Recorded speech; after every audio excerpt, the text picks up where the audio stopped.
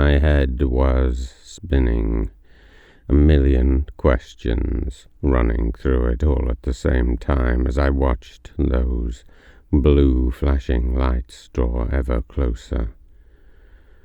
Why had Burroughs told me not to call for help? Why wasn't he here? What had he set me up for? I didn't have any answers. All I knew was that I could still smell the stench of wood and burned human flesh on my clothes. And I could still hear those terrible screams.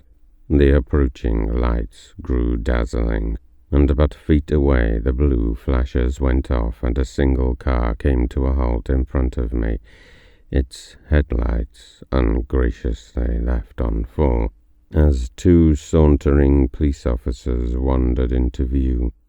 I had expected it to be the fire service, or maybe an ambulance. I scanned around, hoping to see other flashing lights approaching, but there were none, just distant house lights and darkness. "Are the others on their way?" I shouted as I leapt from my car. "We need fire, ambulance. Did they tell you about the fire? It's over there." I pointed with a waving hand in the general direction of the lake. "Please calm down, sir," the nearest officer said in a cold tone. "Are you the gentleman who called about the fire?" I said, a hesitant yes, slightly confused at their apparent lack of concern. I gestured again frantically to my right. "It's over there, the house, the fire." He didn't look at where I was pointing, never turned his head. He just stood there, partially silhouetted, his companion at his side, arms folded, glaring at me with a kind of look that was more intimidating than reassuring. "Do you and your friends find this kind of thing funny, sir?" the officer then asked me. "What kind of thing?" I stuttered, bemused. "Making hoax phone calls, sir. Aren't you a little old for it?" I was instantly enraged. How could they accuse me without any evidence, I thought? They hadn't had time to check out my story. It was as if they were just assuming I was lying. "Look," I said sternly, "this isn't a joke. Do you think I'd be waiting here if it were? There was a fire, it was over there, people have died, some may still be alive and in need of help, and you need to do your job." The officer took a swift intake of air, as if I'd seriously overstepped the mark of permissible advice. "I'd mind you to temper your words, sir," he replied, "unless you're hoping to make your situation far worse." "How could it be any worse?" I snapped back. "Why do you think this is a hoax?" "Here," I said, stepping forward. "Smell my clothes. Can't you smell the smoke on them?" I realized at that point that I was still wearing the robe, and the officer stepped back. His hand dropped to his side as if he were about to deploy some means of restraining me. I cautiously stepped back too. "Look," I said, "I don't know why you have this crazy idea in your head, but I'm not making this up. There has been a fire." But as the words were coming from my mouth, it sort of began to dawn on me. Even though it all seemed so real, even though I could still smell that burning flesh, even though smoke still choked my throat. I ran my hand across my face in frustration. "We can go over, I can show you where it is," I said. "Then you won't have any doubt." But the intent in those words was evaporating as I spoke, because by then I realized that I had eyebrows again. That Fire had burned them off, yet there they were, back once more. I had that awful sinking feeling at that point, like the ground had just opened up and I was falling into it. The officer was now speaking, but for a moment I couldn't hear what he was saying. I could just hear the screams of Talia in my head. I looked at his eyes, hard, unyielding, full of disbelief, and every word I could say, that I wanted to say, I just knew would only damn me more. I'm only going to tell you this once, and once alone, he said. I've no idea why you're here, sir. No idea what childish little game this is. That means you have to call us every few years.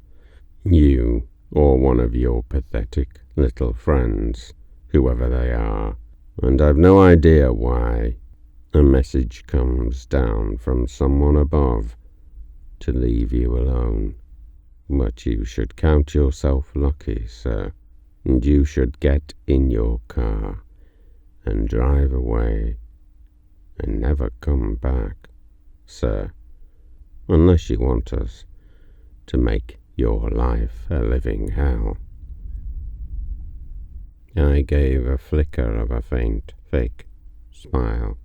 There was nothing for me to say to that, other than, thank you, officer, I shall take your advice. And with that, I turned and walked fairly quickly towards my car, acutely aware that it was quite probable I was lucky to be walking away. But why was I? Who was protecting me? Whoever it was must know. The fire wasn't real. Are they the wealthy benefactor, I wondered, or are they merely a servant of him? Even so, as I started my car, I couldn't believe it was all an illusion. I wanted to go back and see it for myself, but I knew I couldn't. Not yet, anyway.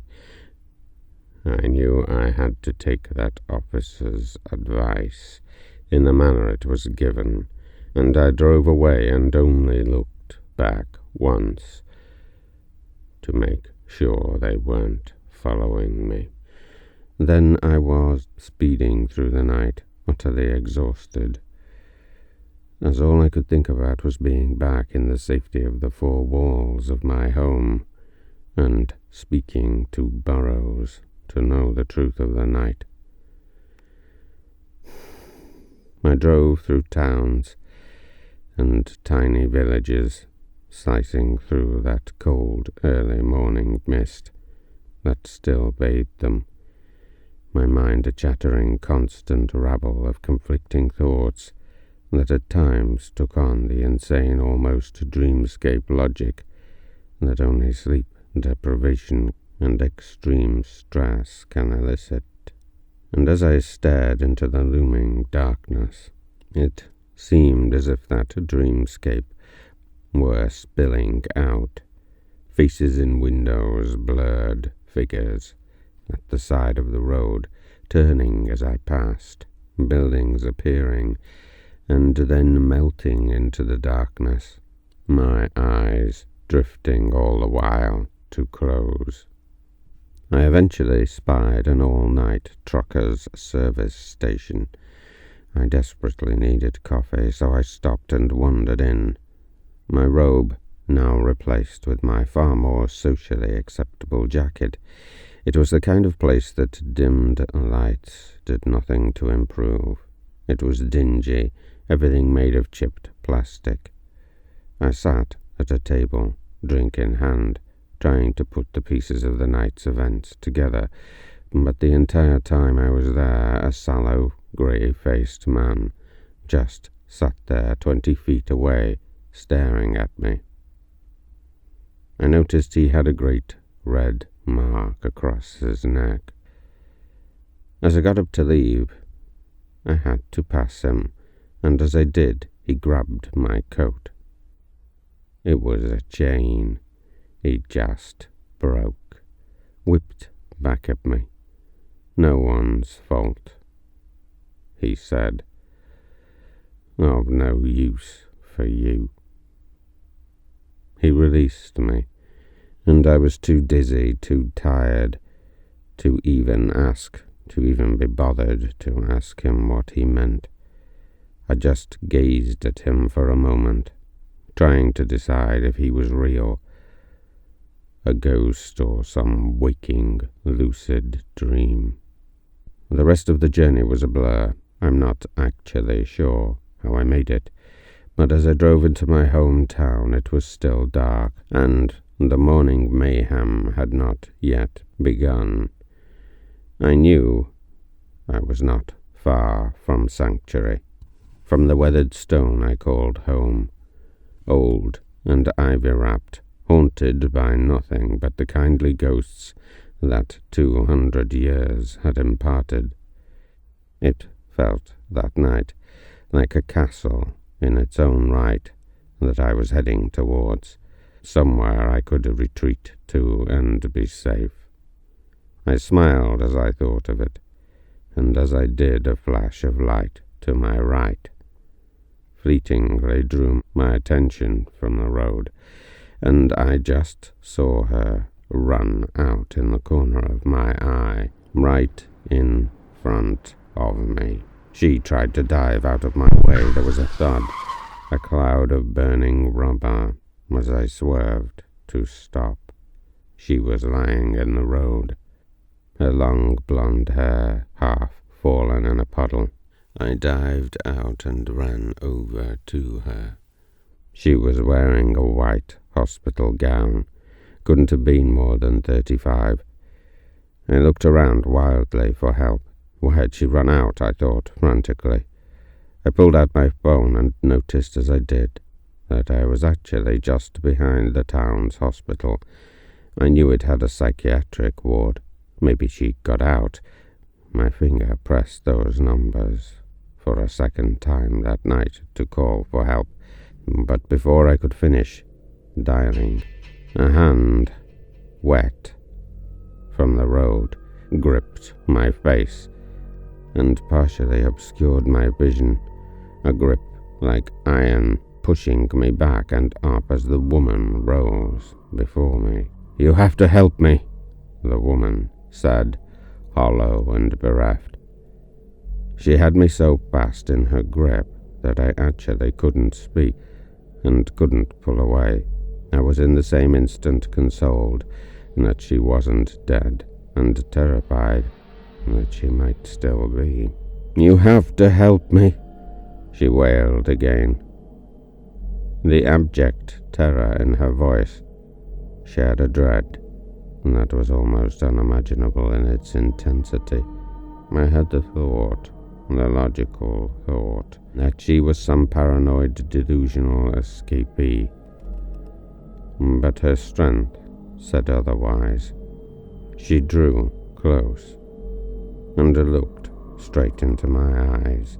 Her skin was pale, a grey-white, with almost a halo of blue emanating from it. Her lank hair almost seemed to wave in some invisible breeze. Her grey eyes were fixed with terror, but there was a light in there too. She looked more real than ghost as she drew her face close to mine, and with pleading eyes and trembling voice begged me once more. "Help me." I managed to ask how, without barely moving my lips. There was a noise behind her. She turned and scanned the nearby shrubs and trees. "It's found me! It's found me!" she wailed. "It's too late! It's too late!" She released me and stumbled away. her legs collapsing beneath her, and then I saw why. At first I thought it was an animal, but as it came into the light I could see it was no being of natural semblance. At first it was nothing more defined than a haze moving low and slow towards her. It moved in the manner a predator might, almost stalking its prey. By now, she was moving away from it like some inverted crab, her fear having stripped her of the knowledge of walking. But why so terrified, I thought? What was it she feared so much? It took form. But I cannot tell you what I saw. I cannot truly describe it, because I have not the words. At first it was a swirling mass of sinuous darkness, tentacles, eyes, mouths, that appeared and fused one into the other, as if 1,000 beings of horror dwelt there, and bared teeth. 1,000 razor edges were infused into that same space. No legs, no head, no form. A living void. A devourer. There is no other word for it. A creature of consumption that exists only to feed and destroy. But it possessed another quality, one I was intensely aware of. Utter, unspeakable dread. My legs collapsed beneath me. No rationale, no explanation that would stand up to scrutiny. The insanity of being prostrate before the killer. My legs pushed me backwards, scrambled me towards my car. The woman was now beyond reason, screaming as if a pack of hyenas were tearing at her flesh, and that creature was not even upon her yet. Then it moved.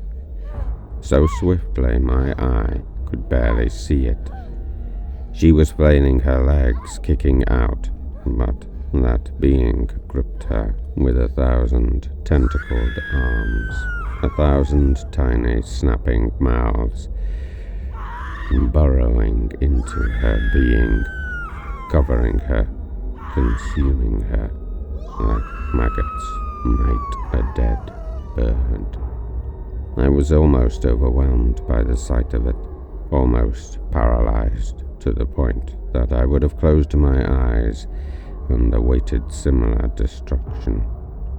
But something within me drove me to my feet, and they moved, as you might in some dream where you can hardly walk, and they moved me to the door of my car. I grabbed my steering wheel, wrenched myself into the seat, looking back at the woman as I did, she still screaming, only more soulless, with every sound.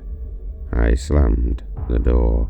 The engine was still running. My wheels span as I tore away, and I stared into my mirror at the nightmare scene behind me as I did. That scene I saw fixed forever in my mind, for there I watched as that poor woman and that living revulsion then faded to nothing but a haze, and I saw something else, for there with them, fleetingly, was a young girl, ragged and filth-ridden, and I could see her expression. I could see her face as if it loomed up towards me, a face filled with malefic glee. I drove like a madman, barely able to control the vehicle as I careered away in blind terror. I saw my own eyes in that mirror, wide, wild, desperate. I knew my mind couldn't take much more. I needed to find safety, sanity, Maybe I am mad, I thought. Maybe I should turn around and go back to that hospital. Maybe only chemical castration of my mental faculties would end this night. Then my house came into view. My house, my salvation. Here I would be safe. Here the night would certainly end. I skidded to a stop on my driveway, ran to my door, fumbling with my keys as I desperately scanned around for any sign of that thing, and then I was in. The door slammed shut behind me. Safe. You took your time, didn't you? I wheeled around. My heart was racing. There was someone in my house. No one had the keys. A thief and the police. Then I realized the voice was familiar. Almost got yourself arrested, too, I noticed. Stupid, that. So very stupid. It was Burroughs. He was sat in my armchair, relaxing, a glass of whiskey, my whiskey, in his hand. "What the hell are you doing here?" My voice charged with desperation, desolation, confusion, and despair, all in the same breath. He replied with a smug smile and a huff of satisfaction. "And how did you get in? What are you doing in my house?" I raged. "Don't be getting angry," he replied sarcastically.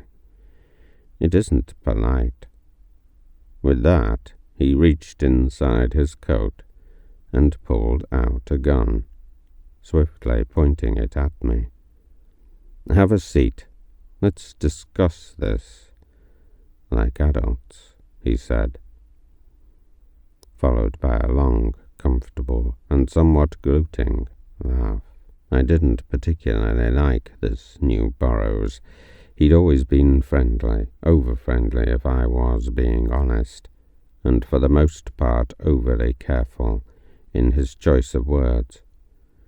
But the arrogant, condescending look on his face told me this was not the same persona.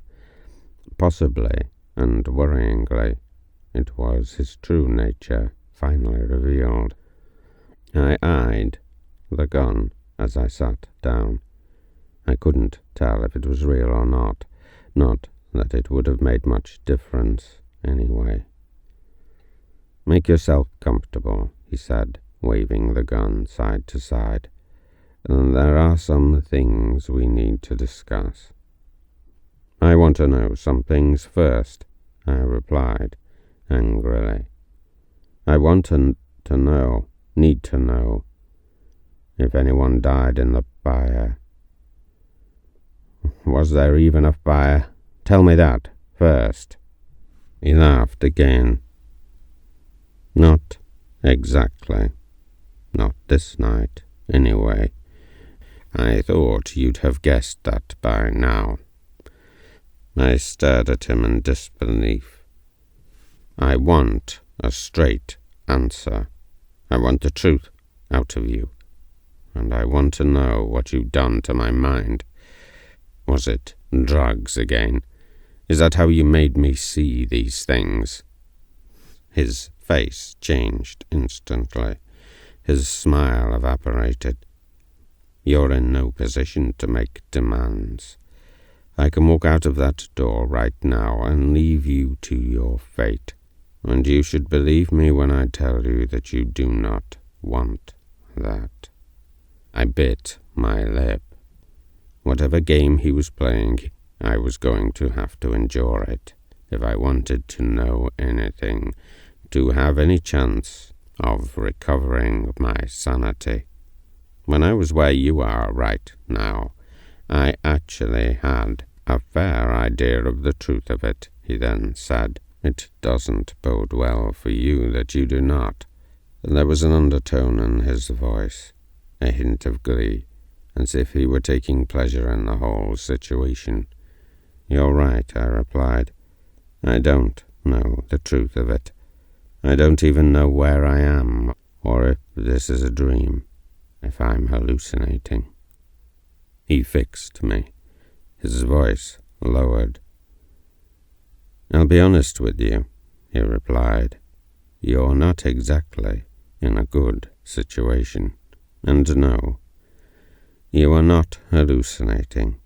Everything you're seeing is real. I imagine you had an interesting journey home. My mouth pinched at the sides in recognition of that fact, and I glared at him. I encountered something horrific, unspeakable. Are you telling me that was real, too? He nodded ever so slightly. I don't believe you. You've used drugs again, haven't you? This is another of your tricks, I replied. No tricks, no drugs, no illusions. There are many hells, many purgatories, and you have walked willingly into yours, my friend, just as I did. Willingly, I replied, somewhat bemused. For it to have been willing, I would have had to have known in advance what you intended to do. Horrors await, nights of terrors, or have you forgotten that? He said with a fake smile. I looked down. Well, I assume I've now passed whatever insane initiation this is. You certainly delivered on your offer. You put me through hell this night. Now I know what real terror is, and horror, and I don't want to know any more. I don't want to know you any more. After tonight our connection is over, and I can safely say I do not want any more supernatural encounters ever again. Burroughs sighed. I'm afraid that won't be possible, he replied. You see, I was the Dominus Noctis, but I am no longer, and there must be one. Oh, no, I'm not. Not after tonight, I replied. Oh, but you are, he said, smiling, and there's nothing you can do about it. The 12 are yours, this night and every night, until you can find another you or another me to take your place. Is that what all this is about? You were trying all the while to get me to take on this... I stopped myself. Stupid wasn't the right word. To take on your insanity. That's all this is, utter madness, and I'll have no part of it. I did think you'd say that, he replied. I said something similar myself the night the title came to me, but it matters not. I've done what I came to do. I was just going to speak to you on the phone, but I decided I wanted to see the look in your eyes and be sure, and I'm glad I did. He put down his drink and reached inside his coat. You'll be needing this, he said, as he pulled out a book and set it down on the coffee table between us. I looked down at it. It was old, weather-beaten and time-worn. What's this? I asked, shaking my head in confusion. It has all the answers you'll need, and I don't want to talk about it any longer.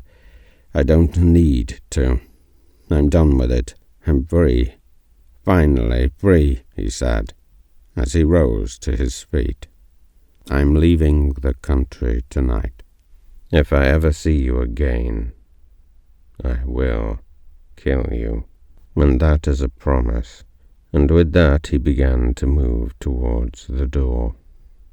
Is that it, then? Is that really all you're going to tell me? I reached out as I was saying it. and I took hold of the book. But it shocked my hand with a sickening energy that made me release and recoil from it. Burroughs laughed one last time.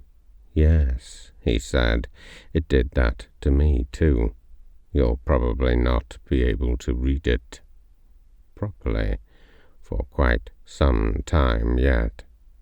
Then he fumbled in his coat pocket and drew out a sheet of A4 paper.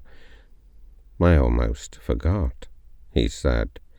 "These are the coordinates and the instructions for the next meeting. I'd advise in the strongest possible terms that you attend. I, of course, shall not be there. And please, don't take any of this personally. Try to remember, I was a fool just like you once. At least tell me before you go who our wealthy benefactor is.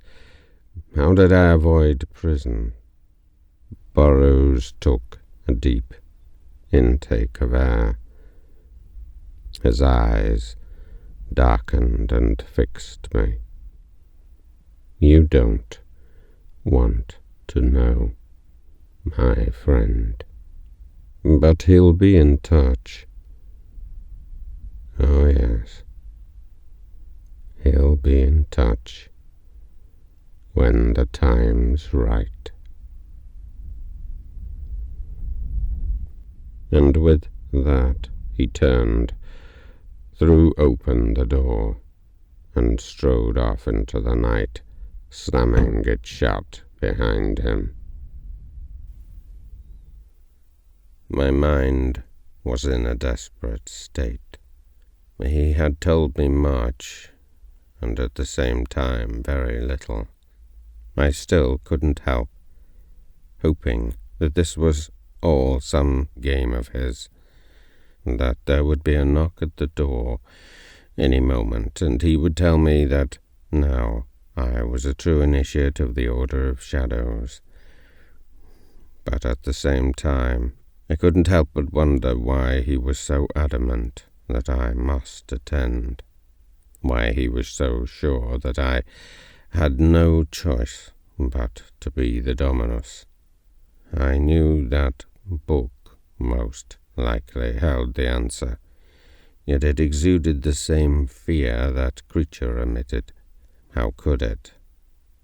I tried to pick it up again, but its sickening energy drove my hand back. There was a knock at the door. Had that swine forgotten something?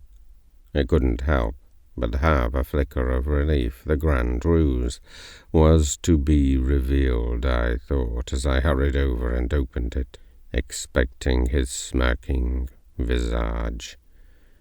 But as I did, I was instantly assaulted by the same hand that had held me not an hour previous. That woman, she had sought me out, her throat rasping, filled with anger. She clawed at my face, but she was a husk. Her skin was grey, her eyes sallow, no strength to her blows. Her flesh no longer soft, but dry like paper, that touch might crumble to dust, and as cold as ice.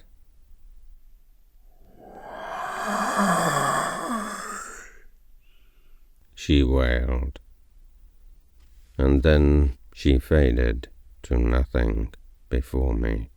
Faded to nothing as the first flickering rays of dawn dispelled her being. I was then, in that very moment, stripped of all that could secure my mind. I had no mental mooring, no rock to cling to, no safe harbor of reason and rationality in which I could hide. Sleep was now impossible. I paced and fumed for all the horrors I'd seen, and for her, whoever she was. I knew I had to read that book. I knew I had to know the truth of it, and as the day drew on, it came to me that I could sit apart from it, and maybe turn the pages with a stick. And so accordingly I did just that. But even then it was not easy even to lift the front cover.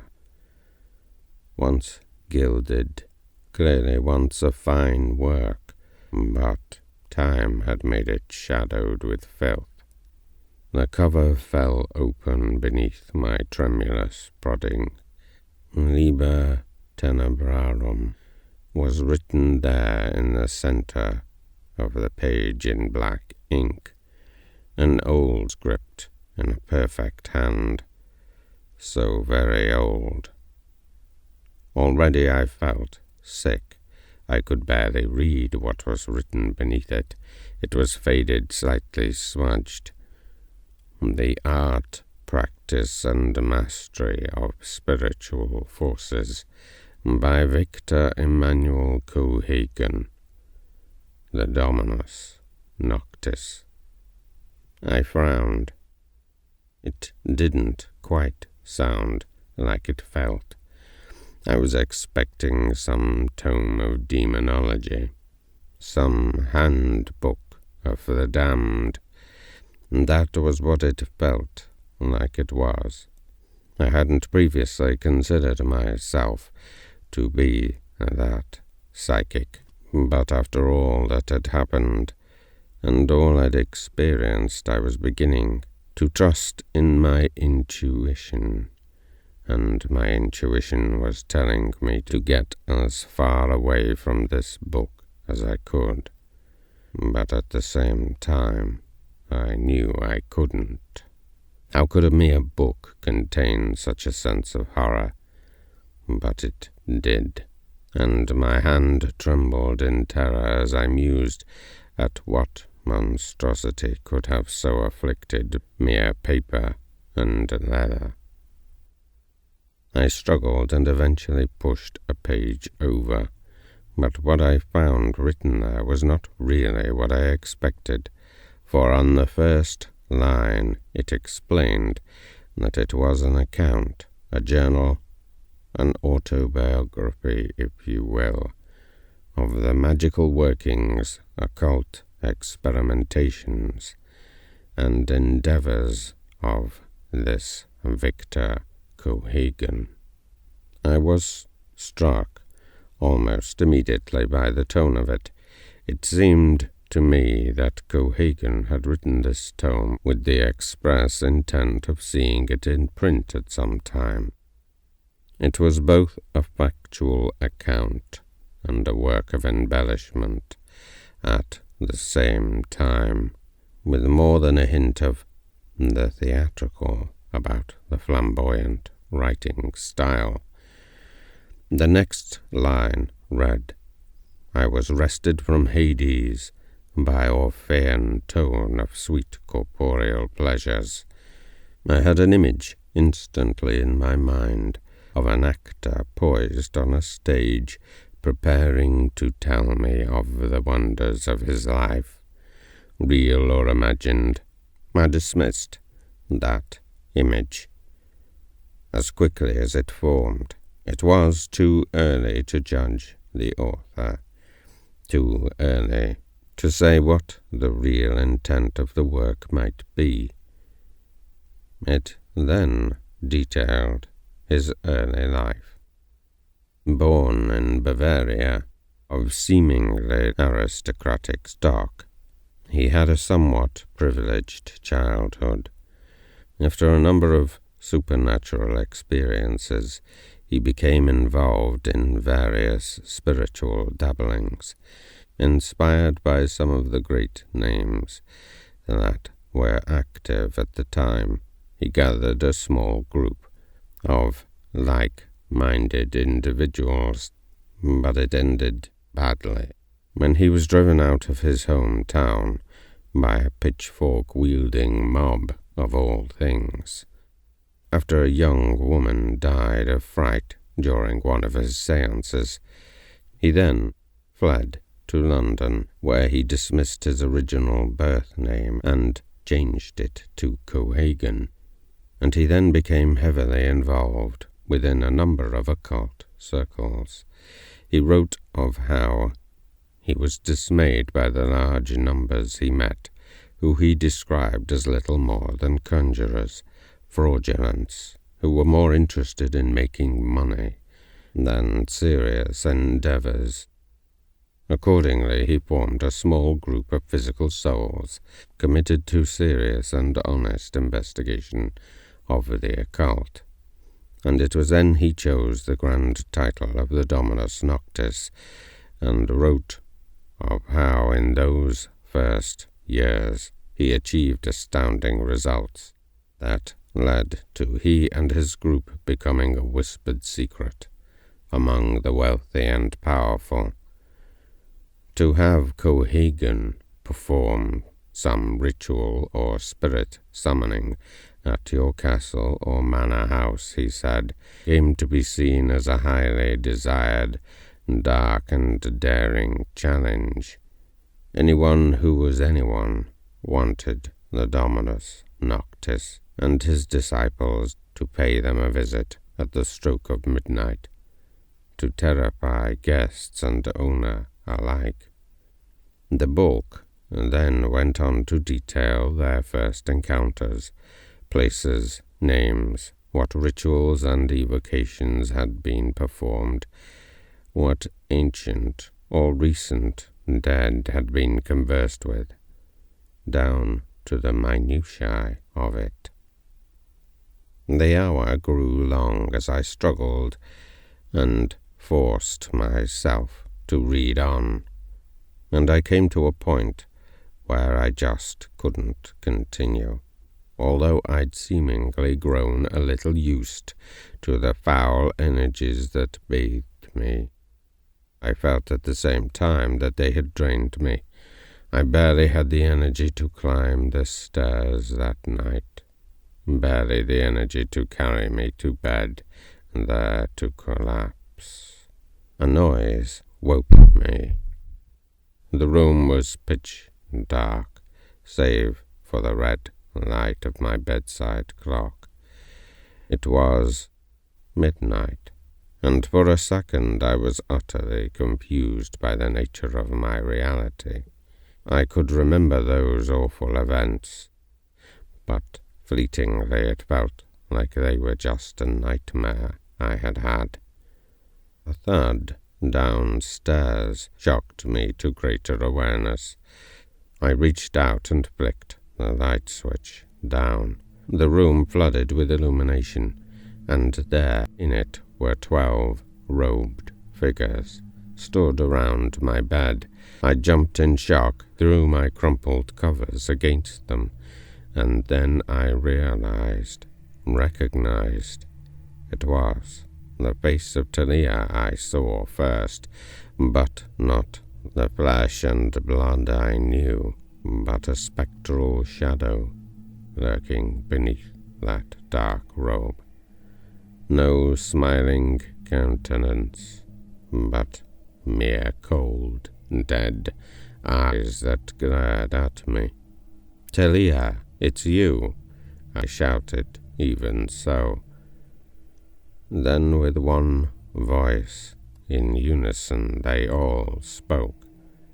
"You will attend," they hissed, as each drew their right arm high above them, and as I looked, there, in their vague spectral hands, lay daggers.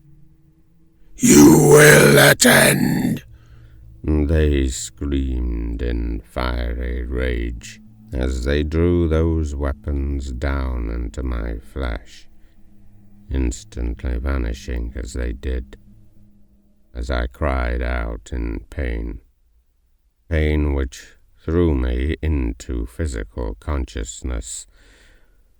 for I was, you see, dreaming. I fell from the bed, desperately grasping at the 12 wounds my mind was sure had been inflicted on me, and it took me many seconds to grasp that there were indeed none. I banged my head against the wall. A nightmare, I thought. A nightmare within a nightmare.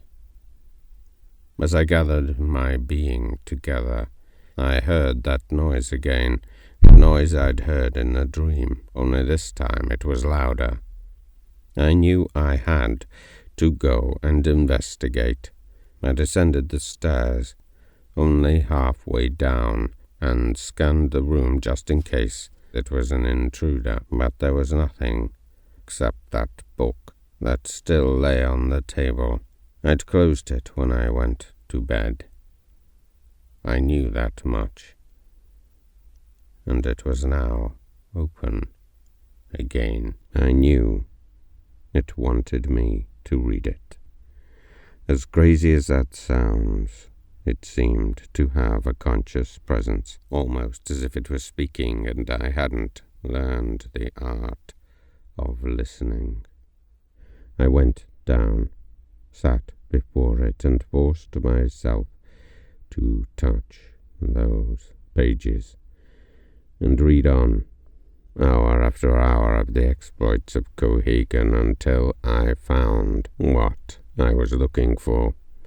I actually started to guess in advance when I read of a castle in Warwickshire, and a séance that ended up conjuring up a particularly malevolent demon, then of an unfinished mansion in Gloucestershire, of how Cohegan had the notion to use narcotics there to better see the other worlds, and then of a house by a lake where it all went wrong for Cohegan and his little order of the shadows.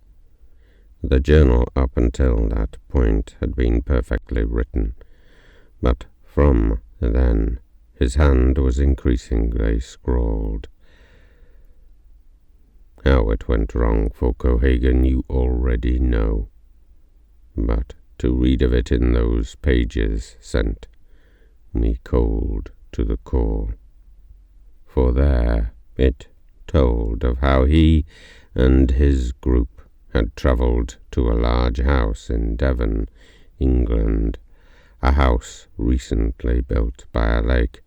It told of how that lake was natural, ancient, still revered by locals, and reputed to be terribly haunted by all manner of creatures. But this folklore did not stop a family by the name of Renard from buying the lake and the land around it, and thereupon building their perfect country retreat. But from the day they first visited, it was all too apparent that their new home was already occupied. Items would be thrown across rooms, doors would slam, and their staff were so terrorized that 6 serving girls came and went in as many months. A sane person would have sold the place, but the Renard family thought that their blighted country retreat was in a way a kind of macabre curiosity, and it also happened to give them the excuse to invite Cohegan and his group to come and investigate. The rest, as I say, you already know, for what I saw that night of the fire is what Cohegan saw. The only difference being that for him it truly was real, and all his group and all the guests and staff, they all burned, all except one, Cohegan, the Dominus Noctis. He wrote of how he saved himself by smashing a window, and of how he watched his friends, people he considered as family, die by his folly. The fire, oddly, was almost an instant scandal, because one of the guests was particularly influential in the government of the time, and he was not there that night with his wife, but with his mistress. Cohagen was initially arrested and almost charged with murder. But then a swift cover-up began. Some deaths were passed off as having taken place elsewhere, and the whole affair was quickly buried, along with the remains of that oh-so-haunted house, the ruins of which locals dismantled down to the very foundations. Cohagen mused that it was either in fear, or it was because they still revered the lake, and wanted to appease the spirits that had been angered by the defilement of stone and mortar on sacred ground. What he then wrote became increasingly disturbed, more of a rambling diatribe. His writing became jagged and less legible with each passing day.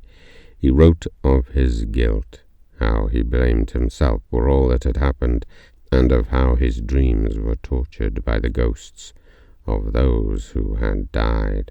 He was clearly delirious, and he said that he began to see faces of his dead companions looking in through his windows and whispering in his ears constantly. He thought he was losing his mind, and wrote as much, that he feared he would end his days in the tortures of the lunatic asylum. But after 27 days of this, he described a dream in which he was visited by one of those who had died in the fire. He had called her Andromeda up until that point, her magical name, but this time he used both that and her real name, and her real name, was Talia. I couldn't understand this. Why did she bear the same name? All the various explanations surged through my mind. Had Burroughs recreated Cohagen's group? Was this some sort of peculiar reenactment society, or just an odd coincidence? Was Talia, the Talia I had met, a ghost? That could not be, I thought. She was real, flesh and blood, as real as Burroughs. Cohagen wrote that this Talia came to him. She told him that he was the Dominus Noctis, and that he must in 2 days attend the seance they had performed that same full moon, almost 12 months earlier. Cohagen, though terrified by the lucidity of that nightmare, nevertheless believed it was but another symptom of his unravelling mind. He never kept that appointment. The night of the full moon came, and he told himself that if he did the bidding of his crumbling mind, that he would be lost forever. That night, the 12 who had died, his once devoted group, then visited him, and it is fair to say, from what he wrote, that they unleashed hell upon him. He wrote in his journal the next day of a night like no other, how he didn't know if he were dreaming or awake. He could light no candle or lamp, and everywhere he went they were waiting to stab him, scratch him, and burn him. No words he could utter could restrain them or banish them. In the end he ran from his apartment through the deserted streets of London, where he lived at the time, His only thought was to seek out the one person he knew could help him. He ran to the house of one Madame Helga Dorner. She had briefly been a member of his group, a powerful medium, who he knew most likely had the means to bring his tortures to an end. But when he hammered on her door and she answered, Talia instantly appeared at his side and took hold of his right hand, in which he said she placed a dagger, and then forced him with brutal precision and strength to plunge it into the heart of Madame Dorner. Cohagen's torment ended at that moment. He woke instantly, terrified that he had actually killed her. As the day progressed, he was too afraid to leave his house and go and find out if he was indeed a murderer.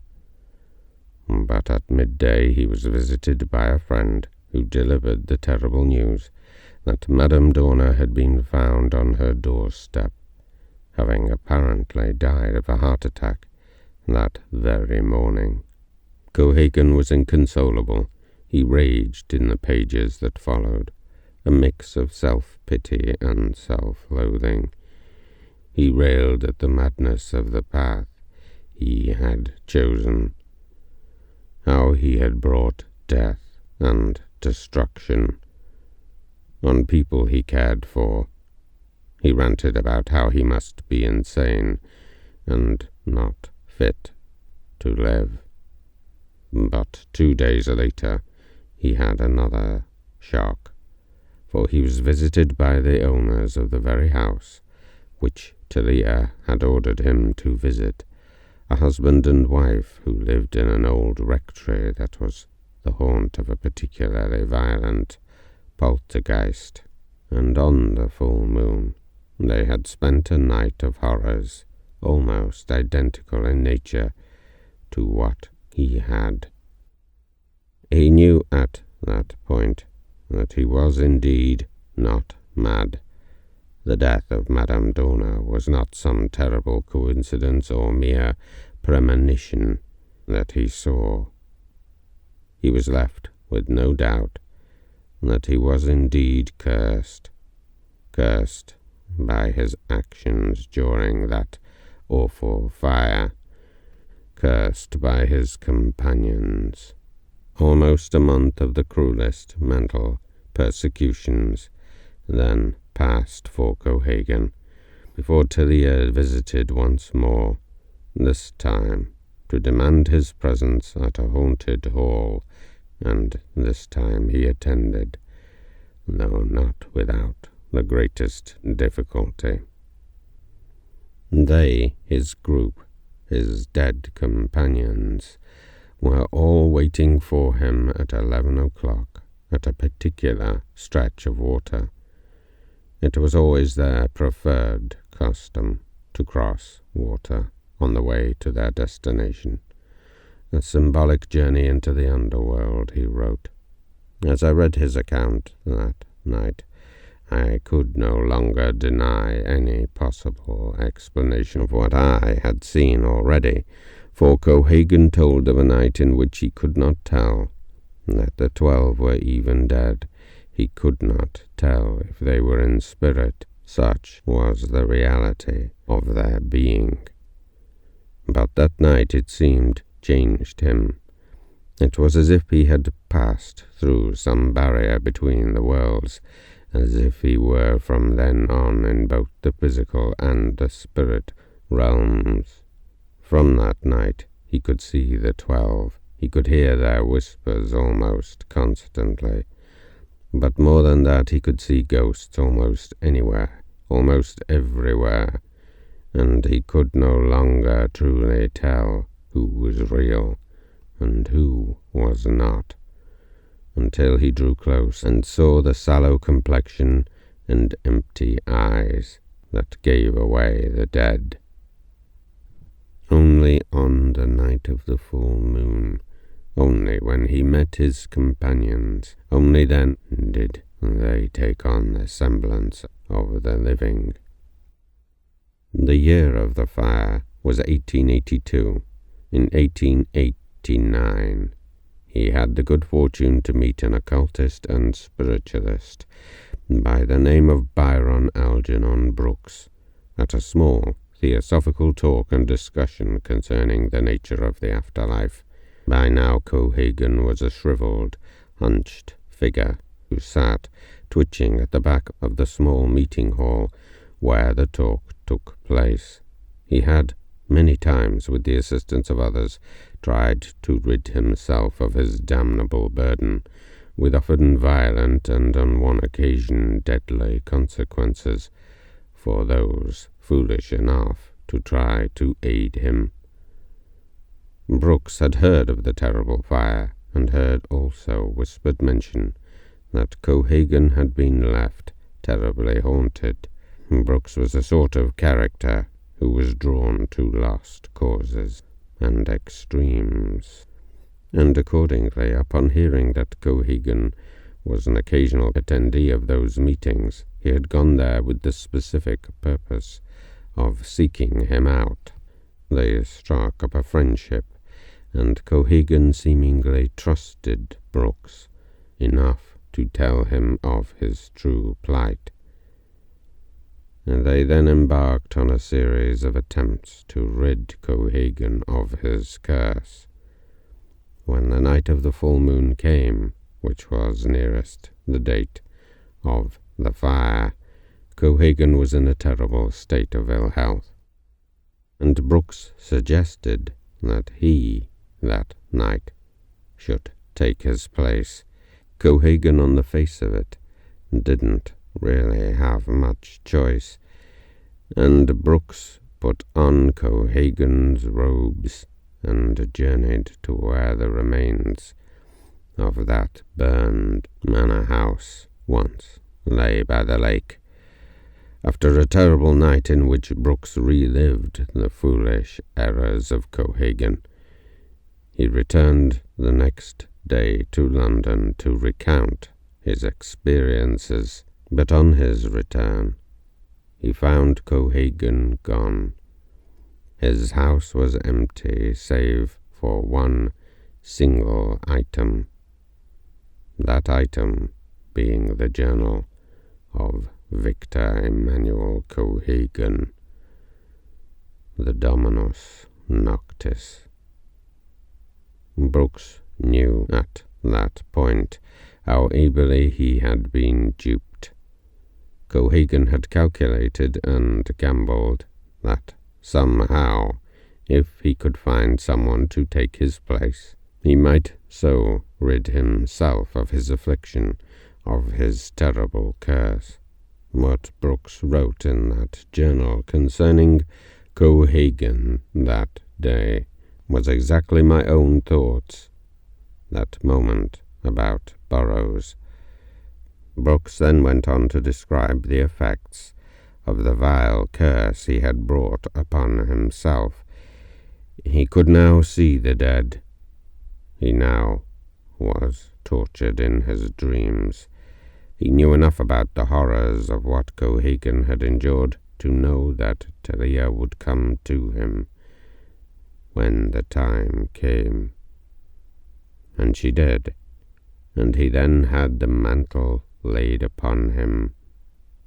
His task was far easier than that of Cohagen's, for by then the owners of each of the houses and castles and halls concerned had long since been brought to heel by nightmares and violence, even to the point that those concerned prepared the boats, opened their doors at midnight, laid out candles and incense burners for fear of what would come if they failed to.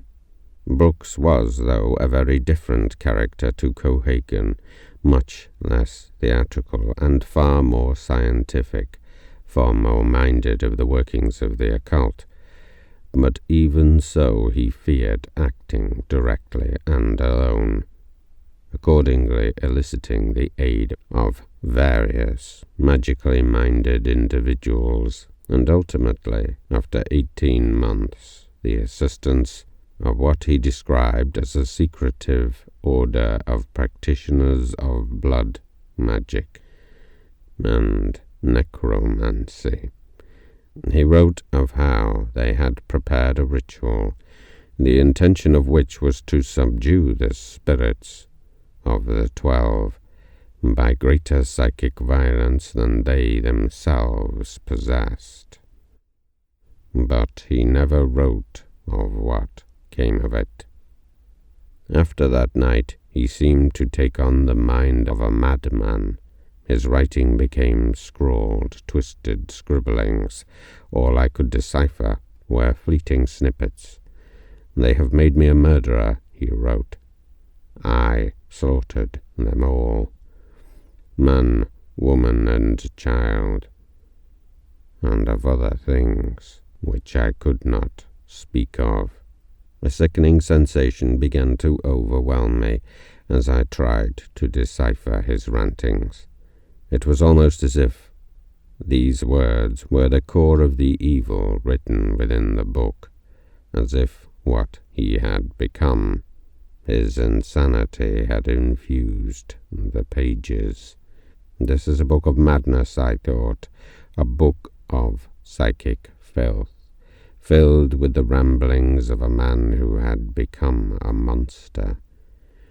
As the dagger of some serial killer is infused with their monstrous slaughters, so was this book.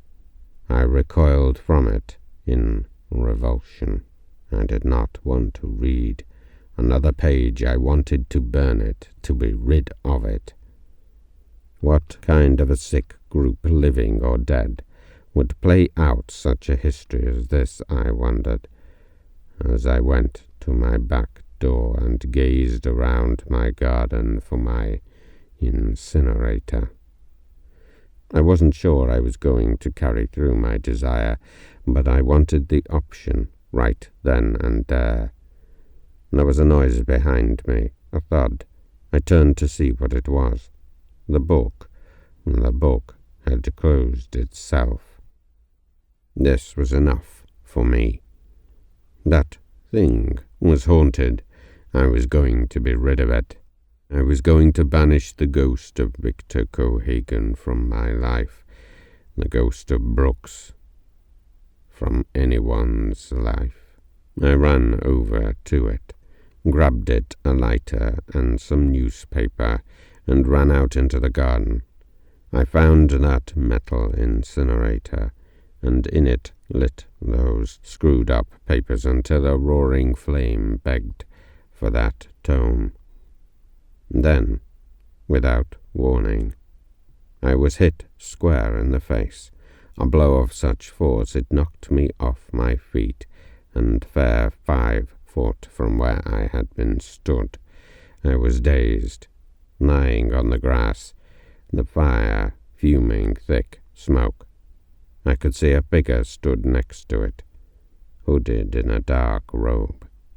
"You will not harm it," they hissed. And then within a blink of an eye, they were gone, the flames of that fire with them. I grabbed the book and rushed back inside. Clearly, burning the monstrosity was not an option to be toyed with rashly. I determined then that the best thing to do for now was shut it in a box and place it in my cellar until in saner days I could determine what to do with it. For the rest of that night and for the days that followed, nothing then happened. I had no nightmares, I saw and heard nothing. It was almost as if it had ended, as if that encounter in my garden had actually done something, changed something. I returned to work on the following Monday morning, a bright day, a sunny day. and I decided that whatever else I did, I was, from now on, going to devote much more of my life to my friends and family. I needed to cleanse my soul of the things I'd seen, but also I had come to realize how fleeting our lives are, how fragile, and how others, those we love and care for, are precious, and the time we spend with them is precious. I decided to call my father that day. We had never been that close, even after my mother died, and he was a little bemused, as it was usually he that called me every few months. But I wanted to change that. I realized that all the difficulties we had were trivial, and that in reality, deep down, I really did care for him. I called my close friends, too, and fixed up to meet them on differing days, something I'd not done for quite a while. I was going to overwhelm myself with the living and forget the dead, hopefully, possibly, altogether. 4 days later, I was on the first of those nights out. Tony Dacre, my oldest friend. We went right back to school days, in fact. He was the kind of pal that would always be there no matter what. If you were in trouble, he would drop anything and anyone to help a friend. But he didn't do that well in relationships. Many's the night he'd spent on my sofa after some break-up. He was on his 4th marriage, Alison. She came along, too. We'd actually oddly dated years back, which was awkward at times, partly because I still liked her deep down. That night in the local pub, over way too many drinks and too much laughter, I almost forgot what I'd seen. I forgot about seances and demons and haunted horrors. I forgot the screams and the spectres. But towards the end of the night, I fleetingly mentioned having been involved with a rather strange paranormal group. I wasn't going to tell the truth of it for obvious reasons, but I did say that it had all become rather intense, and I now wished I'd never become involved with any of it. Tony thought it was all very amusing, a great source of mirth at my expense, which was his way. But having exhausted that seam of merriment, he did then say that he thought I shouldn't have any more to do with them, and at that very instant I saw a spectral hand appear in front of his throat, a hand holding a dagger, which it then drew across his neck before vanishing. It didn't cut him, but I knew the meaning of it. It was a threat. It was what would happen if I took his advice. What would happen to him. After that night, I rang all my other friends and cancelled all the arrangements I had made. I knew I had one focus, one act that must consume my mind and all my thoughts.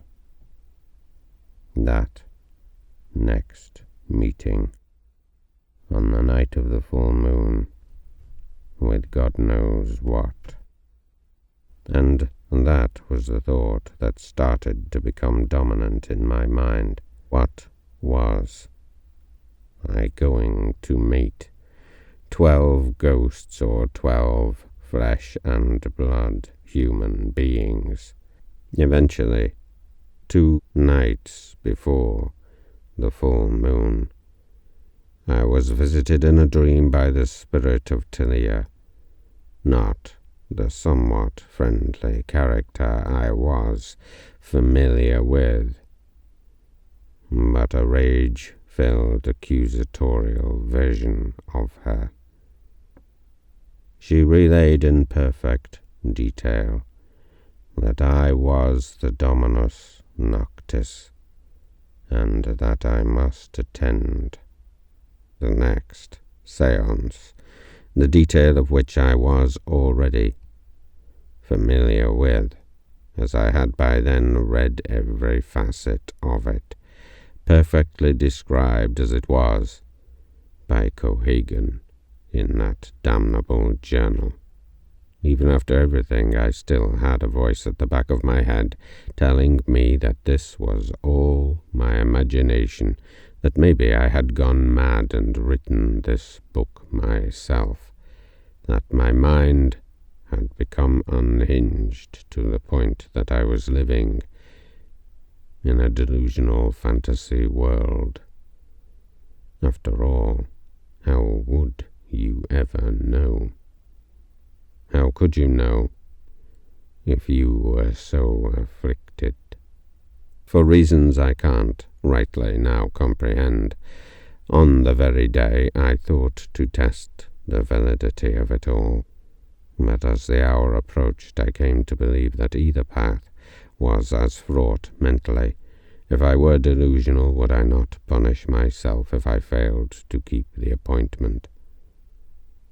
And so a frantic, desperate drive followed that night, and with barely minutes to spare, I met my accursed companions by a dark lake where 2 boats awaited us. They simply appeared right before me, slipping from the shadows and shade to form, dispelling any doubt I had as to the nature of what they were.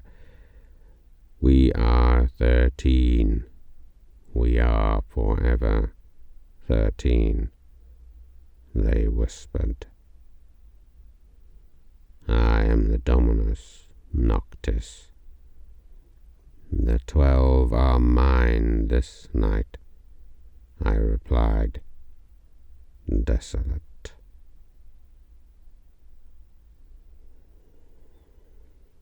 Then we weaved our way over water and through shadowed forests to our hellish destination. I can tell you, to be alone in a mold-ridden, musty mausoleum of a house, filled with the dead, possessed by the dead, communicating with the dead, who are in appearance as real as any other, is like no experience I could ever convey in words. How profoundly devoid of knowing my search for knowledge had left me. How utterly alone I was that night, in the hollow shell of my physical being. I knew that night that this would be my burden, just as it had been for Burroughs, just as it had been for Brooks and Cohegan, and many others, I mused. A burden I would have to endure until I could find one to take my place. I drove away from that meeting that night, broken. I had come seeking truth, enlightenment, wisdom, to know the nature of life and death. What I had found was sorrow, betrayal, a world where all I knew was a sham, all I believed a delusion. The night enveloped me, consumed me in its breath. I thought of that woman, the woman at the hospital, how she had that look in her eyes, that look, that reaving terror, that had set me upon this journey, and I knew I had seen their truth played out. I didn't realize it until that point, that what I had witnessed was the transition between life and death, and the soul, freed of its physical bonds, still clothed in the raiment of the living, until it fell prey to monsters. Stripped of her life force, she became a wraith, a ghost, a spectre, the undead. That is what the 12 are, I thought, and I mused that this was the fate of all. And if it was, then what is life? But the crest of a wave, a rolling wave of the newborn, who then descend to an eternity of shadow. Is that all? As I drove from motorway to towns and villages, I began to see my new reality playing out. The phantoms that had appeared so vividly to me on that fateful night were back, but not fleeting encounters, but legions. Legions of the dead, wandering through the night-drenched streets, wandering in the malls, drifting to ancient taverns, like a sea of lost souls, seeking the pleasures of life that are so lost to them. To my home I eventually returned, as cold grey dawn greeted the world, and there I stayed. Days passed. I called in sick. I didn't tell them I was sick of life, sick of the twisted irony of it all, that we are but wheat awaiting the reaper's scythe, eternal in death. I wallowed in self-pity, hid in my prison, no longer able to use my bedroom. There was someone already in it, an old woman, violent and hateful as it turned out, and I kept her door firmly shut. Only in the daytime hours would I venture out, when the light dispelled the shadows, and I could pretend I did not know. And in the dark I hid, surrounded myself with light and sound and distractions to drown out the scratching at my door and the wailing, the unending wailing of the dead. After a week had passed, I tried to return to normality, tried to return to work, but I could barely put on the mask I had to wear to hide my inner torment. And as each day faded, I twitched and writhed to be home, to not see what lay beyond the light. And then a new truth revealed itself to me. As the light of the moon faded each night, so those ethereal beings increased their number, and their protestations of death, and their laments. And 3 nights before the dark of the moon, as I sat, now all but an insomniac, headphones drowning out the world, it was then I heard it. For the first time I heard it, chanting, ever so faint. I turned off the sound as I wondered if it was some glitch in the music I was listening to, but it wasn't. I could still hear it. It was as if it were far away, dark, sinister in nature. It seemed to pull at me inwardly. I turned my music up till it almost shook my head, frying my brain with radiation. It was almost as if it was inside me, and it had the same nature of energies as that book, which still lay in my cellar. Sleep did eventually come, fleetingly before dawn, and the day passed until night returned, until the midnight hour beckoned, and with it that sound returned, that foul chanting. Only this time it was louder, loud enough that I could discern the words. Tolle corpus ab eterno, tolle corpus sanguis bebimus, tolle corpus nunc est vivendum. I wrote it down, frantically searched to find the meaning of it. Raise the body from the eternal, raise the body, we drink the blood. Raise the body, now is the time to drink. I threw on my headphones again, music blaring, my TV on full. But I couldn't silence it, couldn't overcome it. It went round and round in my mind, until my eyes rolled back in their sockets, and I slipped into a stupor, into a dark trance until dawn released me. I was barely sentient, barely able to regain my mind that day. Stuttering my words, I avoided conversation as best I could. I knew that I was losing my mind, or I believed it so.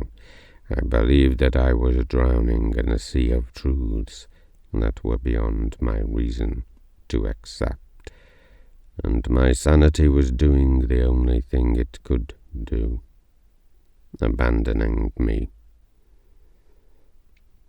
That night, I determined that if that sound returned, I would drink, and drink until I cared no more, until that sound was bathed in the sweet caress of abandon that lies at the bottom of a glass.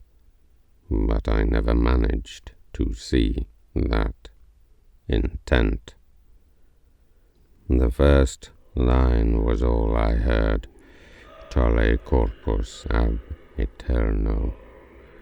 I rose from my armchair. I felt my eyes roll back once more. But I could still see as I crossed my living room and opened my door to the night, misted darkness that glowed with a strange haze. And there before me, lining the path to my door, was my guard of honor, vaporous human horrors, twisted ghouls of the night, beckoning specters and shadows. My feet lifted from the floor, my arms half raised at my side, that chant flooding my mind as I floated away into the dark, into streets teeming with the silvery dead who watched my passage, as you might a regal procession, grinning, brimming with malice at the coming of the Dominus Noctis. I was now helpless within my being, but I saw all as I drew silently through that town, unseen by living human eye, seen only by my undead kin,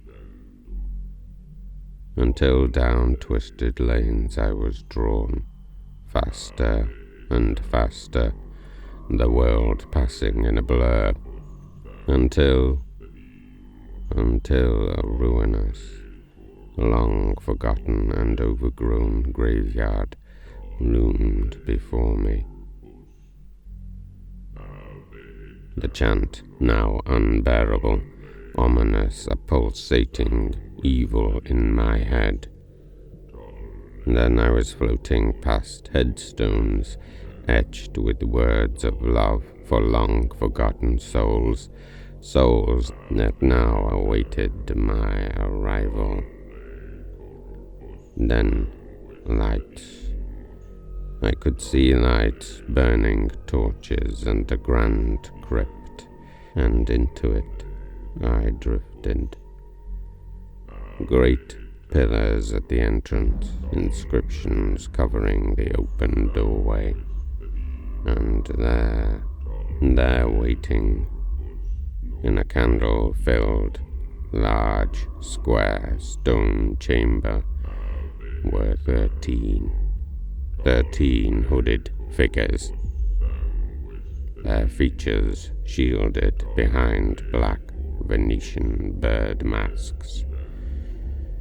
One stood before an ornate sarcophagus that had been bedecked in skulls and gore, a sacrificial altar.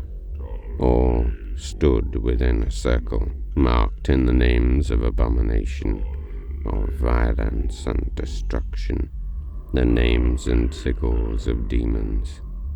A large censer of coals lay at the center of them, and I came to rest in a thaumaturgic triangle marked in blood.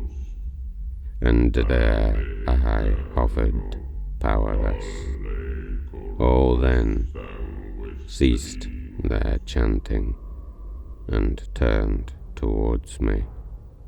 The high priest raised his right hand. A blood-soaked dagger clutched therein. "We welcome you, Dominus Noctis," he bellowed. His disciples then all intoned, "Now and forever, Master of the Night." "I am the Dominus Mortis. You know why we call you," he then said, his voice low, malefic. Somehow, somewhere deep, I did know. I couldn't have articulated it, I couldn't have brought it to conscious cognizance, but it was there, infused within me. I knew some unspeakable power lay beneath the mantle of my grand title. "By death you are called," he whispered. "By blood we command you."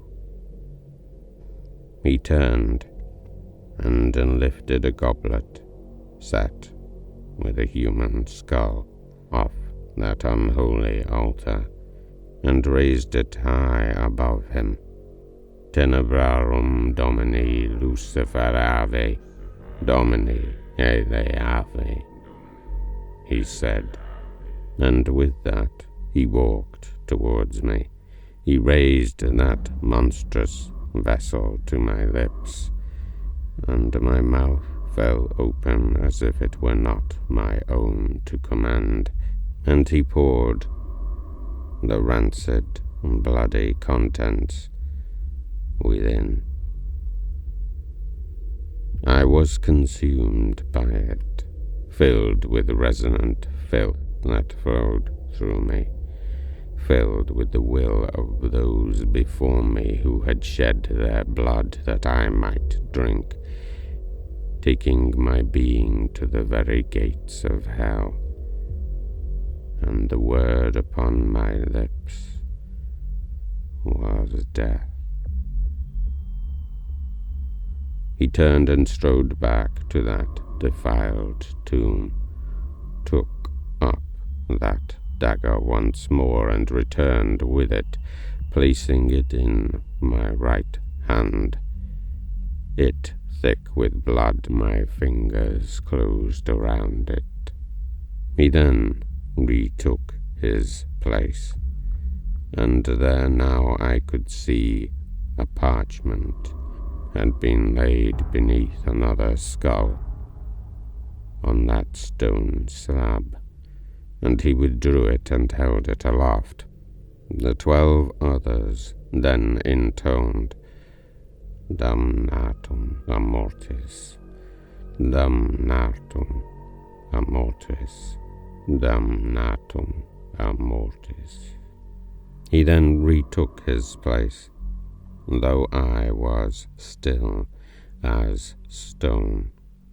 Within my terrors raged, within the very deepest, most hidden corners of my being, where their powers had not reached.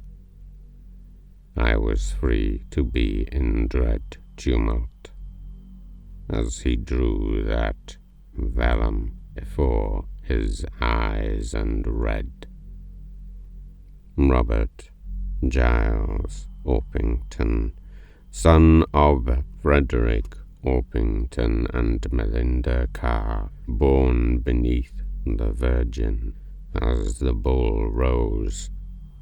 Come those who would bear witness in fire and blood. A silence then fell, and into it came soft footsteps.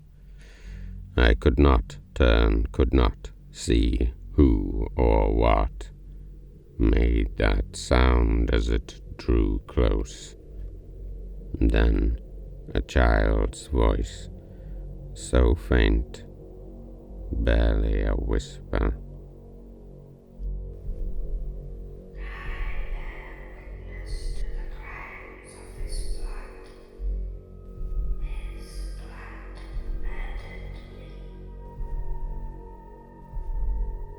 My head then turned. I had no choice.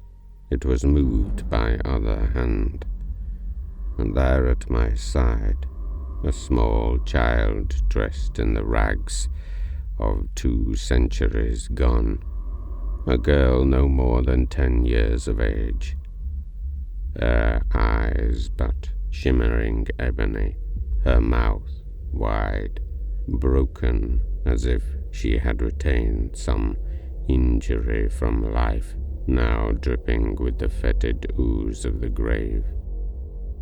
The high priest tore off a strip of that parchment, on which that name was written, and cast it upon the burning coals before him.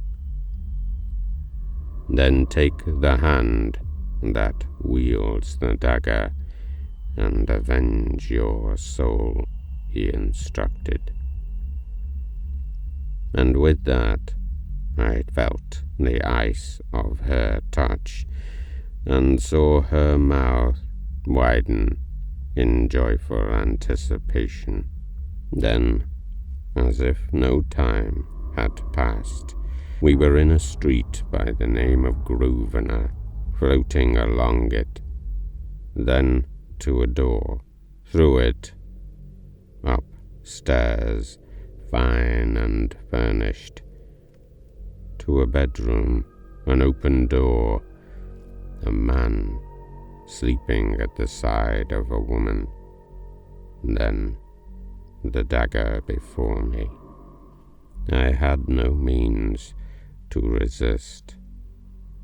I knew what awaited, but I was a mere passenger within my form, and that cold, tiny hand then guided that blade to its loathed victim.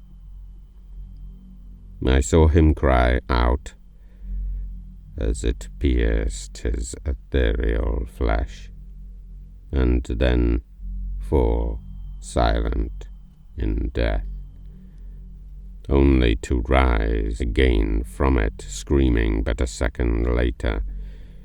Yet his flesh lay where it had fallen.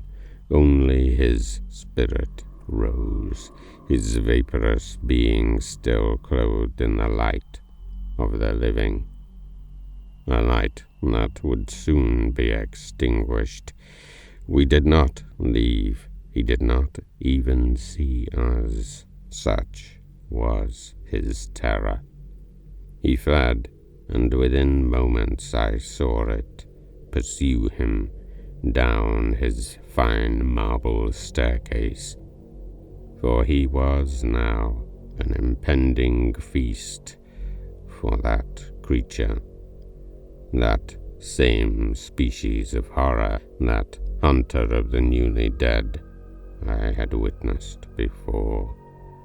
As he cried out in abandoned terrors, the giggling glee of my tiny companion jarred my soul.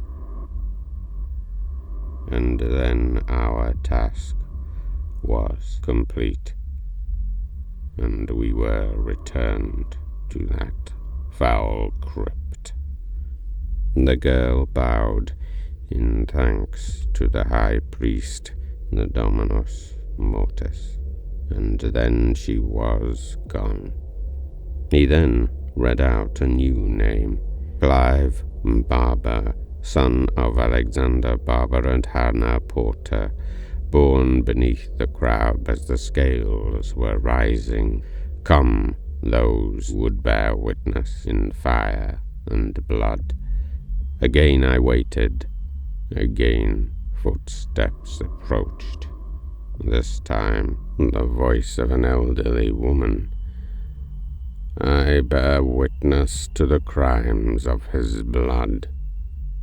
His blood killed me, she said, and my head turned to behold someone that could not have long been in spirit. She was stooped, her hands gnarled and twisted as if crippled by pain. Again the high priest tore off that name from his parchment and laid it upon the burning coals. Then take the hand that wields the dagger and avenge your soul, he said once more. She hooked my hand claw-like, rigid, and we were instantly before a house, large, expensive cars in the driveway.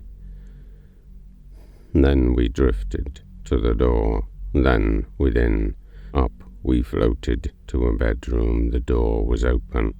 A father sat on a bed, hugging his daughter, who was crying as if afflicted by some nightmare. Then we were behind him. Then my hand driven forward by the malicious will of my companion. The man screamed as if struck by crippling pain, his hug released from his child, and he fell to the floor, dead. Again only to rise seconds later, wailing and flailing his arms in terror.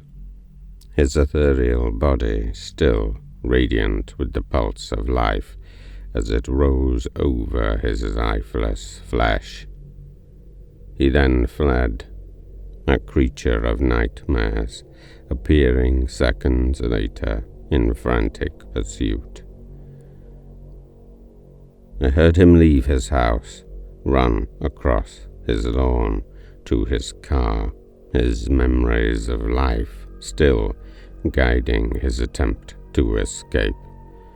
But there he fell, and his screams burned me within. And then we were returned, the old woman, bowing before that vile master of murder, master of death. Then another name, Thomas Derwent. A young man arrived to answer the call, his accent distant, his dress that of a soldier. Then we were at a house, at the bedside of a young boy. Then horrors. When we returned to the crypt, and the next name was announced, Julia Glover, I fleetingly found a flicker of strength to resist. And when the rotted figure took my hand that answered that call, we remained where we were, and the Dominus Mortis turned and took up another parchment from that blood-stained altar. If these names displease the Dominus Noctis, then shall I call others instead. He then read a list of all those I cared for, friends, family, young and old, everyone. How he had acquired it, I shall never know, but he did, and though fixed and frozen by their will, a single drop of water fell from my eye, for I knew what I could no longer resist. Instantly, we were at the house of a woman, a wife, husband at her side, grinning when the deed was done, as if he knew of our coming, and on the slaughter went that night.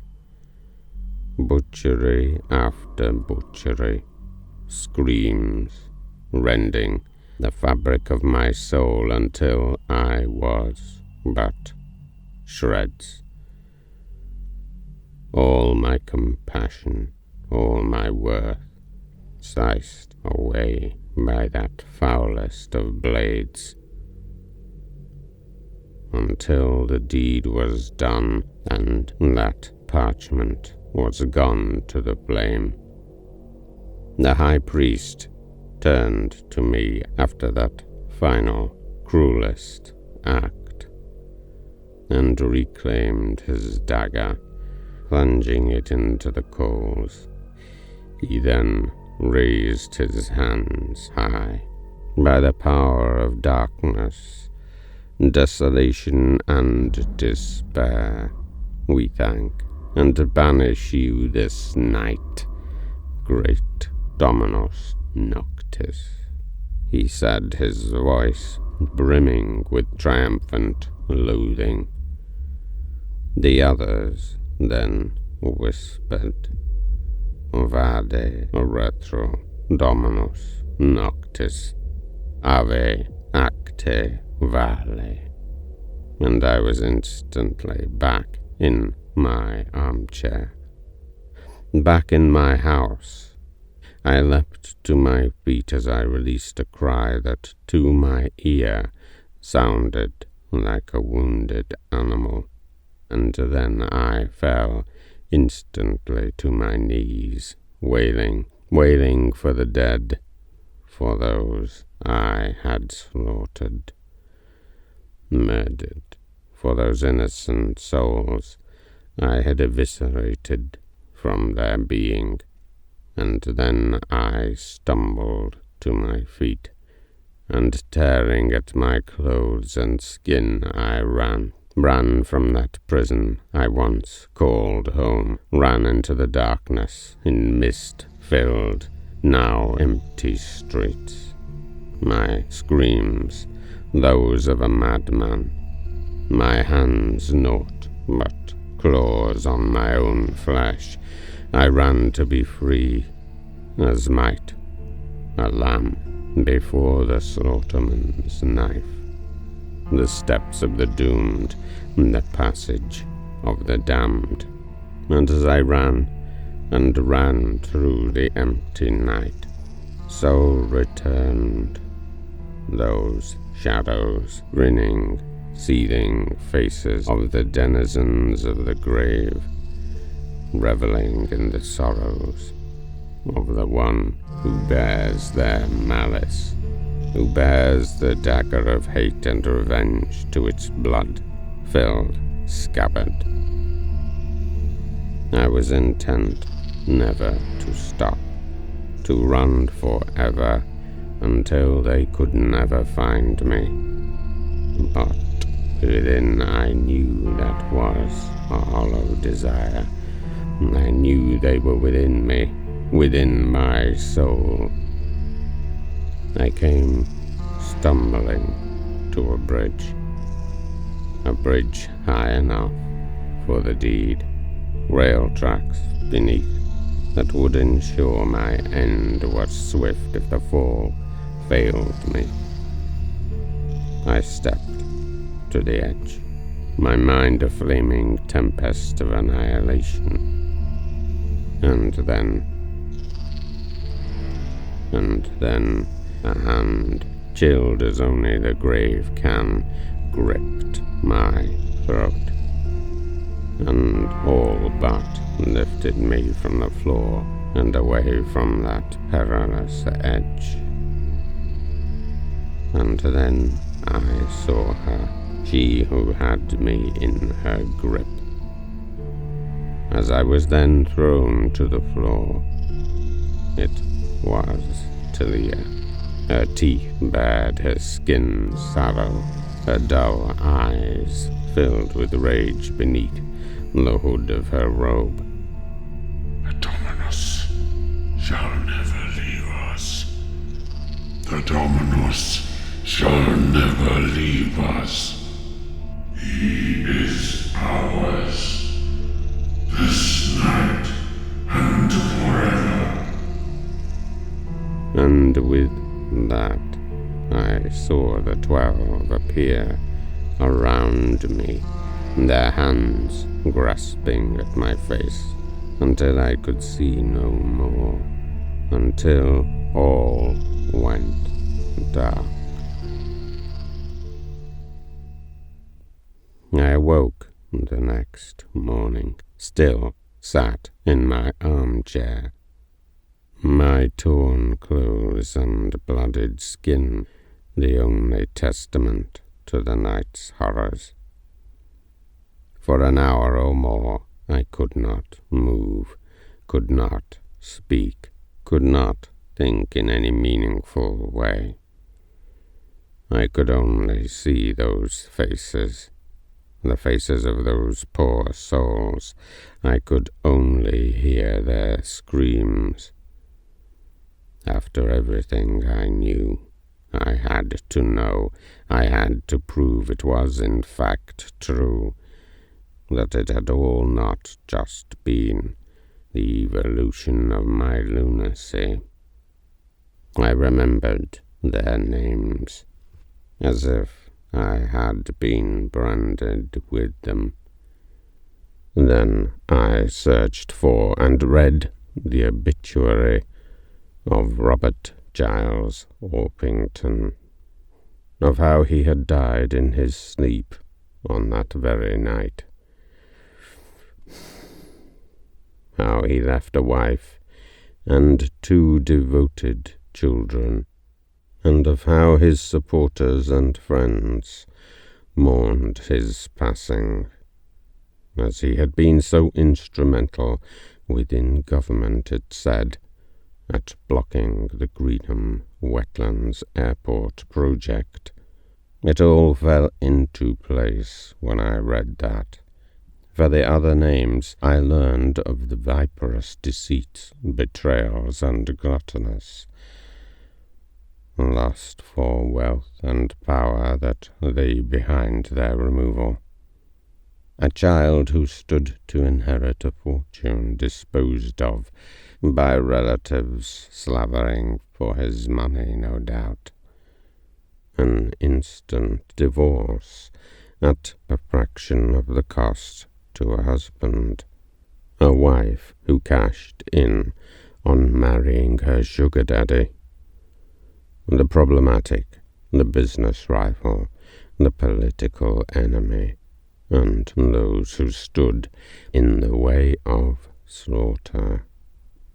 Some bought, some bargained for, some, no doubt, offerings to horrors of the abyss. I journeyed soon after to my cellar to retrieve that vile tome, and on that day my own hand was added to it. My tortured, twisted, and writhing script joined the throng within, joined the 38 who had before me carried the accursed title of the Dominus Noctis, and they too had scrawled the torments of their souls within those pages. That day I became one with the Liber Tenebrarum, as my soul infused those pages with the breath of damnation. I had become the madness of Brooks, the desolation of Cohagen, the desperation of Burroughs. I read that book of putrescent evils cover to cover. Had I had the strength and courage to read it before, I would have known what was coming, but I could no more have stopped it than I could have stopped the coming of a tempest. As I read, I realized how Brooks had sought salvation in the hands of the cruel and the insane, how those practitioners of necromancy and blood magic had so cunningly led him to perdition. They had observed his condition. They knew that the curse of the Dominus Noctis took him into the breath of Hades. They observed that it was not the 12 who came to the physical world, but Brooks that was travelling into theirs. It was why I always felt that we moved into the netherworld whenever we met, because we had. To meet the 12 is to become part of a haunting, and when you go too far into that world and you become the Dominus Noctis, you become lost somewhere between the two. And those practitioners of the dark arts realized this. They realized that if you can summon a ghost, you can summon a living, breathing, corporeal human being. And if you can command the dead, you can command the living who are so afflicted. But the Dominus Noctis has one thing the dead do not possess, that force that the dead have stripped away at the point of death, the force those devourers consume with such violence. That force, that energy, gives tangible substance to the astral form. In life it is solid, but we never wield it because it is held to the physical body by our consciousness. In death it is ours to wield, but it is nothing more than shadow and smoke. But not so for the Dominus Noctis. They knew that the Dominus Noctis is no master of the dead, but their slave, and all they had to do was summon by necromantic arts those who bore vengeance against the names they called. Vengeance for murder, vengeance for slights, revenge or hatred, whatever means or motivation, however justified or petty. There is always someone, somewhere, within the world of spirit, and by that hand the Dominus Noctis can be so commanded. can be made a means of murder, and by that means for 100 years and more, on every dark of the moon, they have slaughtered for profit, power, and pleasure.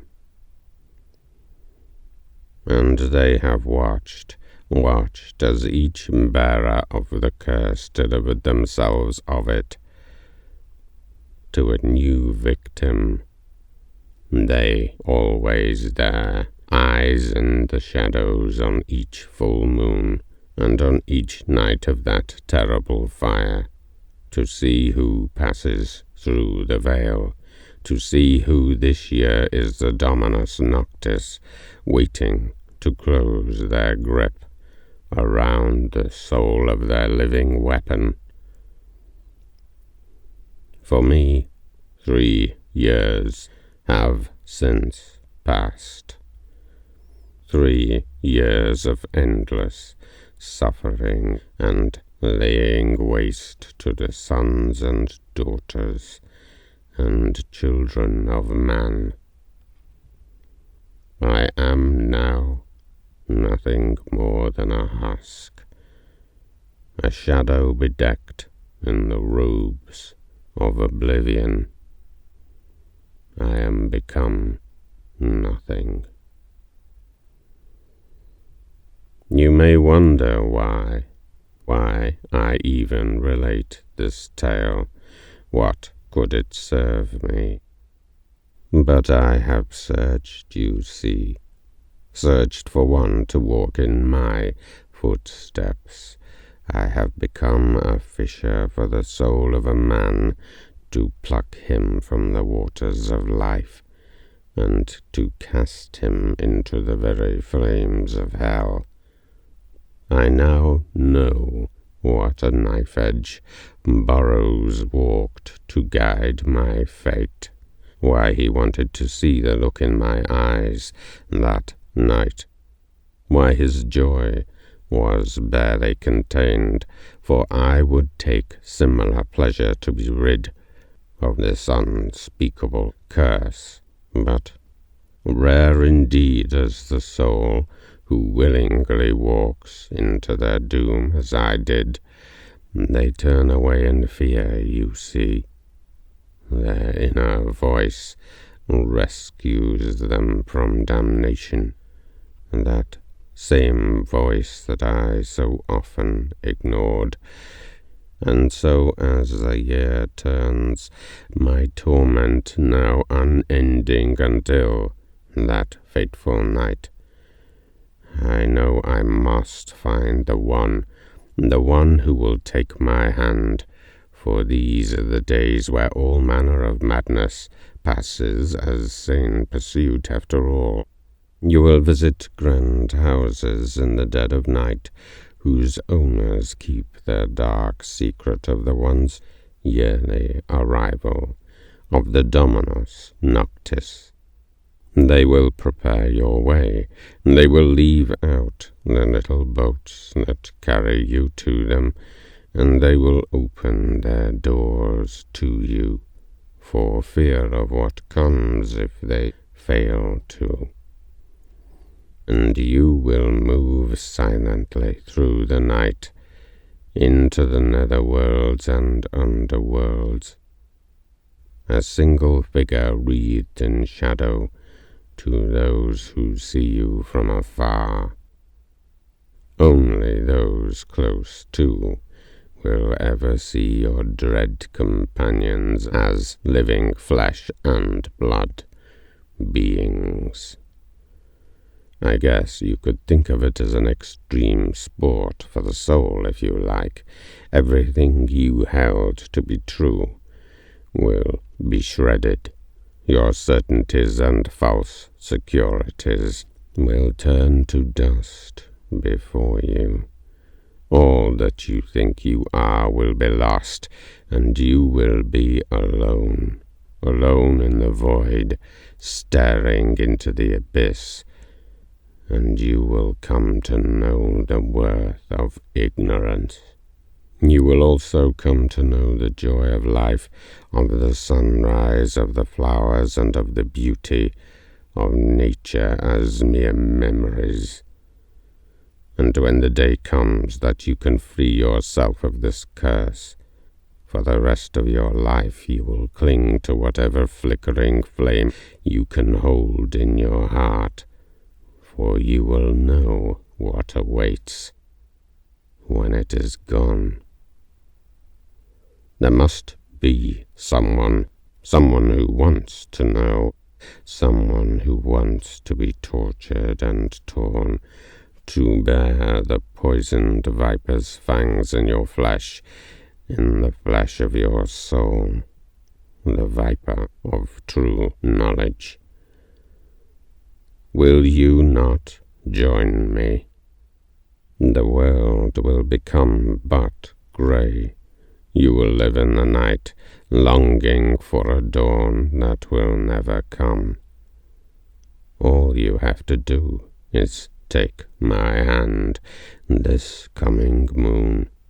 Say you wish it so, and I can lead you to the path of oblivion, to set you upon the waters of desolation. For there must be one who wishes it so, one who would bear the title, the grand and oh so maleficent title, one who would be the Dominus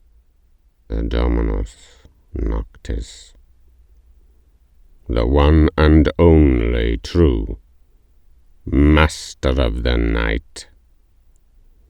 All you have to do is take my hand, for horrors await, my friend, nights of terrors untold and unknown.